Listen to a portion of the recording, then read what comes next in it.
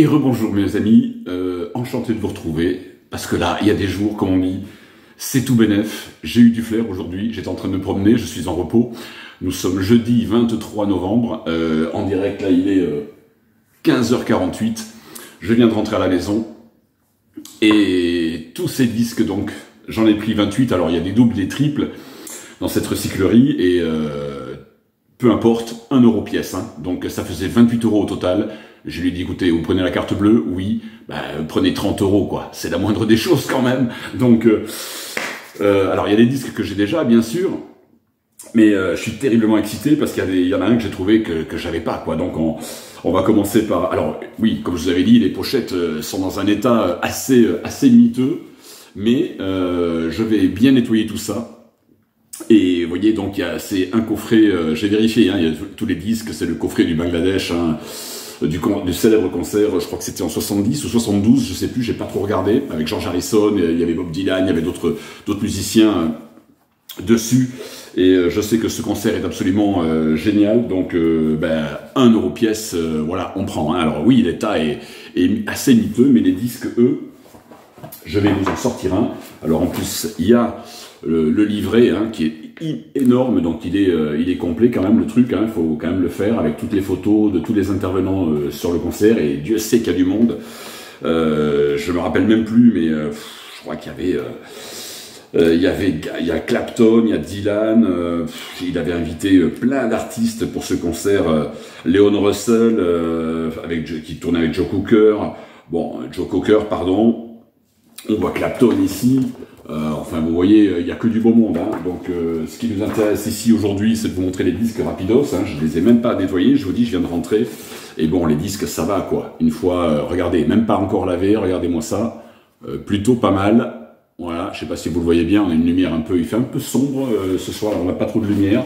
Enfin, ce soir, il est que 15h48, mais je suis complètement comme un ouf, quoi, parce que là, les disques, eux, sont en bon état, et c'est juste l'intérieur qui est pas bon. Donc, mamma mia. Et regardez ce que j'ai trouvé, et que j'avais pas dans cette version. Moi, fan des Stones, regardez, cette version d'Aftermath, j'ai le pressage américain, mais je n'avais pas le pressage français, sorti chez Decca. SHVL, stéréo, alors oui, ils sont tous niqués un peu, vous voyez ici, c'est des disques qui ont dû prendre un petit peu, même beaucoup l'humidité, mais à l'intérieur, putain, c'est nickel. Alors, j'ai tout vérifié, hein. Regardez-moi ça, quoi. Un Decca d'époque. Oh putain, c'est trop le pied, quoi. Avec le BM et tout, quoi. Donc, c'est un objet de 66, quoi, français.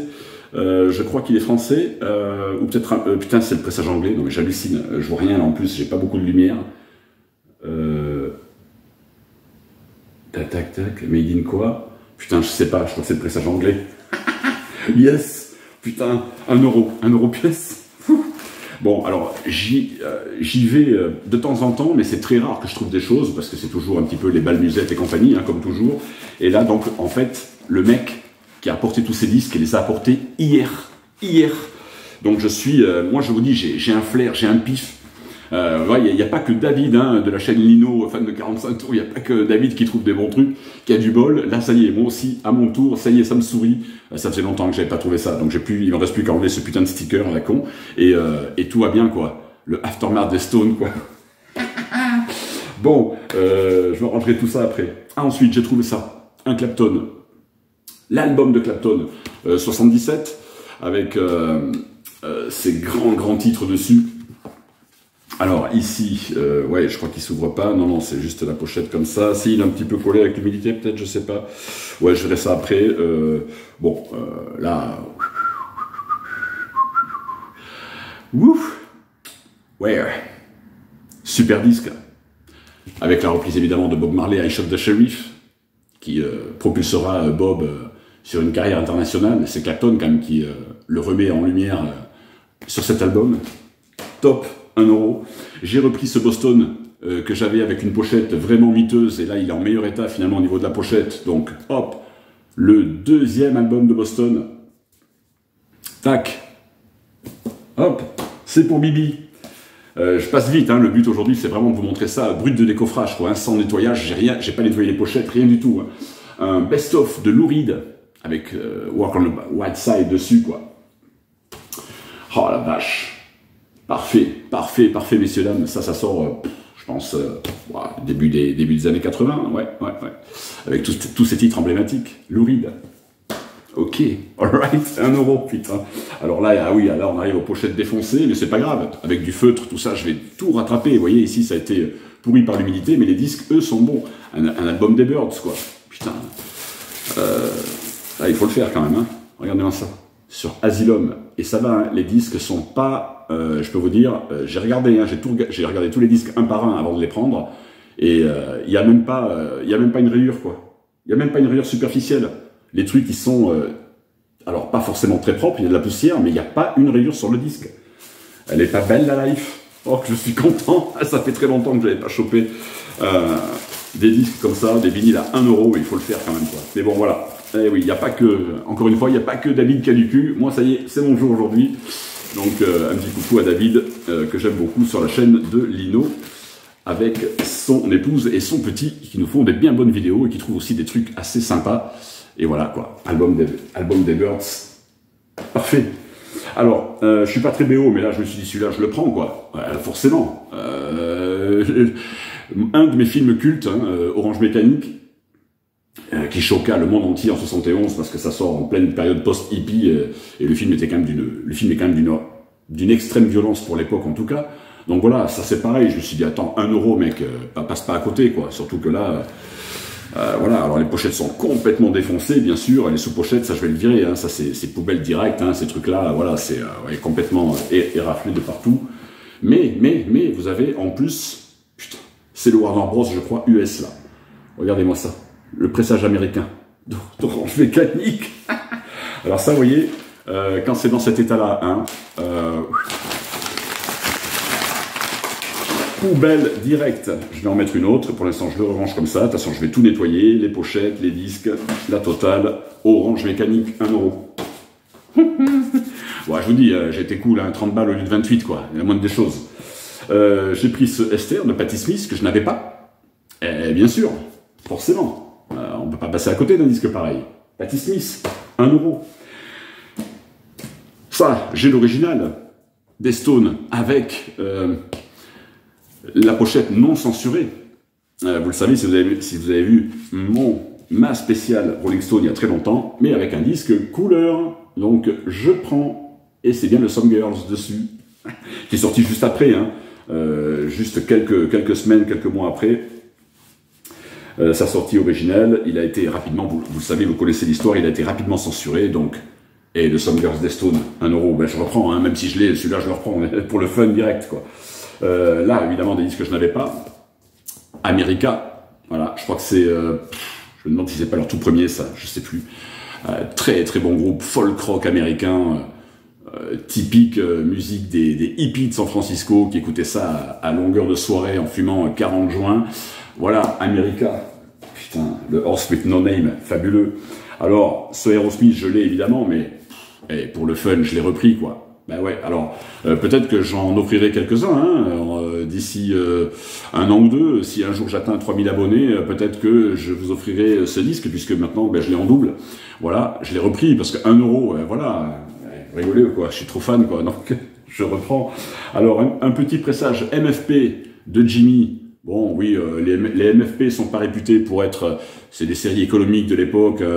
Impact, c'était bien meilleur, mais MFP, bon, on va voir. Des fois, ça peut sonner très bien. Hein. Il y avait des music-disques aussi qui sonnaient pas mal. Ce MFP, on verra bien. Voilà, un petit best-of de Jimmy. Ben oui, le plus grand guitariste de tous les temps. Ben oui, on passe pas à côté à 1 euro. Et puis, encore une fois, regardez, quoi. Regardez-moi ça. Alors, ils sont sales, hein, bien sûr. Hein. Ils sont dégueulasses. Il y a des petites poussières dessus de partout, mais après nettoyage, je pense que ça va le faire. Voilà, MFP. Tac. Oh putain, je suis comme un fou, quoi. Tout à 1 euro. Alors évidemment, celui-là, pareil, défoncé de partout, mais de Idiot, d'Iggy Pop, pareil. Alors ça, c'est... Vous voyez, je vais foutre des gros coups de feutre dessus. Là, je vais essayer parce que là, il faut que je me rachète une boîte de couleurs. J'en ai presque plus. Et avec un petit gris clair, vous voyez, je vais reprendre tout ça ici et je vais tout me restaurer, quoi. Iggy Pop de Idiot. Magnifique. Alors celui-là, oui, j'ai acheté moi la réédition pour les 50 ans, qui a un son de dingue, remasterisé évidemment, Abbey Road, un des plus grands disques de tous les temps, des Beatles, sorti en 69, pareil, la pochette est fracassos, mais on a quand même le disque. Alors, original, je ne sais pas, parce que, non, il est pas de 69, celui-là, oh, quoique, peut-être que si, Side 2, non, je suis en Sassen, donc réédition un peu plus tardive, voilà, mais quand même, quoi, un OG d'Abbey Road, ça se prend. Même si je vous dis, j'ai la version pour les 50 ans que je vous avais présenté sur la chaîne, avec une remasterisation et un son, mais haut niveau, très très haut niveau. Mais voilà, là je l'avais pas en OG, bah, c'est l'occasion qui fait le larron, et hop, Abbey Road Beatles, messieurs dames. Je vais vite, hein, parce que c'est les disques que vous avez vus, celui-là aussi vous l'avez vu, je l'avais trouvé déjà en vide-grenier à 2-4 euros, là 1 euro, quoi, le Tommy de Who, évidemment, triple album. Alors, est-ce qu'ils sont... voilà, non, il est même pas collé, bon, on voit des petites traces d'humidité, mais vous voyez, ça va, quoi, hein, ça le fait quand même. Voilà, en trifold, deux disques, je l'ai déjà, mais là, bah oui, je reprends, quoi, je reprends tout de suite, parce que ça serait vraiment ballot de passer à côté. Voilà, le Tommy de Who, mes amis, de Who. Et regardez-moi ça, le best-of de Muddy Waters. Voilà, toujours à enlever ces stickers, toujours des pochettes, des disques qui ont pris l'humidité, mais c'est juste la pochette qui a pris l'humidité, parce que le vinyle, lui, il est nickel chrome. Voilà, je vous laisse bien voir les macarons. Regardez-moi ça à l'envers, à l'endroit, si possible, pour vous. Ça sera plus agréable. Donc, ouais, content. J'avais pas vérifié, oui, Muddy Waters, The Best of Muddy Waters. Pour la petite anecdote, voilà un des deux disques qu'avait sous le bras Mick Jagger en 1960, quand il se baladait là sur la gare de Dartford, et quand Keith Richards l'a croisé, il avait celui-ci et le Rocky Nut de Tops de Chuck Berry sous le bras Mick Jagger, et Keith Richards reconnaît son pote. Hey Mick, parce qu'ils se sont connus dans le bac à sable, et Mick avait ces disques-là que son père lui ramenait des États-Unis, ça coûtait une blinde à l'époque, hein, déjà les disques importés US en Angleterre, et il avait celui-là et celui de Chuck Berry sous le bras. Et voilà comment ils se sont rencontrés, comment ils se sont re-rencontrés sur la gare de Dartford, et tout est parti à partir de là. Et en plus, ils clôturent leur nouvel album sur la reprise de Rolling Stone Blues de Muddy Waters. Donc, la boucle est bouclée. Celui-ci, pareil, je ne l'avais pas. Et bien maintenant, je l'ai. Alors, la pochette, là, elle est défoncée. Regardez-moi ça, le Janis Joplin in Concert. Alors là, c'est pareil. Comment je vais faire pour rattraper ça? Ça va être compliqué. Sur du gris, comme ça, un peu. Je vais faire un peu plus clair là, machin. Bon, bref, c'est pas grave. J'ai l'album, le double album de Janis Joplin. Alors, ils sont un peu collés, évidemment, ils ont pris un petit peu l'humidité, voilà, ils sont bien défoncés, mais c'est pas grave. Hop, on voit quand même Janis un petit peu ici. Voilà, les disques, encore une fois, sont en bon état. Je vous en sors un. Putain. Ouais, il y a des jours comme ça, il faut jouer au loto. Regardez-moi ça, quoi, après le disque, lui. Eh ben, ça va, quoi, hein. Nickel chrome. Hein. Hop, voilà. Janis Joplin Concert, je ne l'avais pas en vinyle, et ben voilà, et le disque, lui, ça va, hein, nickel, il n'y a pas une rayure, quoi. C'est ça qui est dingue. C'est ça qui m'a épaté, en fait, en les sortant un par un, un peu de poussière, mais pas une rayure sur le disque, quoi. 1 euro. Putain, j'en reviens pas. Je suis sur le cul, parce que là, je vous dis, hein, je filme tout ça en direct live, hein, je viens de rentrer, je me pose, là, je me suis dit, il faut que je fasse la vidéo de suite, quoi, et que je la poste de suite sur YouTube. Maintenant, je suis en fibre optique, donc ça va, je peux le faire en direct. Mais bon, c'est vrai que les pochettes sont bien esquintées, mais tant pis, quoi. 1 euro pièce. Vous rigolez ou quoi? Celui-là, je l'avais aussi, mais il cracouille un petit peu. J'espère que celui-là craquera moins, parce qu'il est en très bon état également, le disque. Sauf toujours, évidemment, la pochette. Ce Supertramp de 77. Un grand classique de Supertramp. Je m'éternise pas. Celui-ci, je l'ai en réédition, mais là, ben, j'ai logé donc double album de Joe Cocker. Voilà, sur la grande tournée Mad Dogs and Englishmen, c'était la tournée de 70. Fabuleux double album, un classique légendaire. Alors toujours pareil, ils ont pris énormément l'humidité, et regardez-moi ça. Hop, voilà. Avec des disques toujours, je vous dis, en très bon état. Je vous remontre pour le plaisir des yeux. Regardez-moi ça. hop, le IM Records. Et en plus, putain, il y a des pressages qui sont même des pressages anglais ou américains, quoi. J'ai pas vérifié encore la provenance de certains de ces disques, ça se trouve, ils sont anglais, quoi. Donc voilà, le mec les a apportés hier, donc j'ai un pot de cocu, comme on dirait. Et ça va, je sais que je ne le suis pas, donc tout va bien.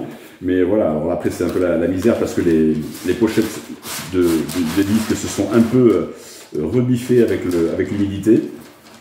Donc elles gondolent un petit peu, mais je vais me rattraper tout ça, et voilà quoi. Et hop, on continue. Qu'est-ce que j'ai trouvé encore? Ouais, j'aime bien moi cet artiste, Joe Jackson. Voilà, toujours pareil avec une pochette complètement niquée, mais c'est pas grave. Un bal.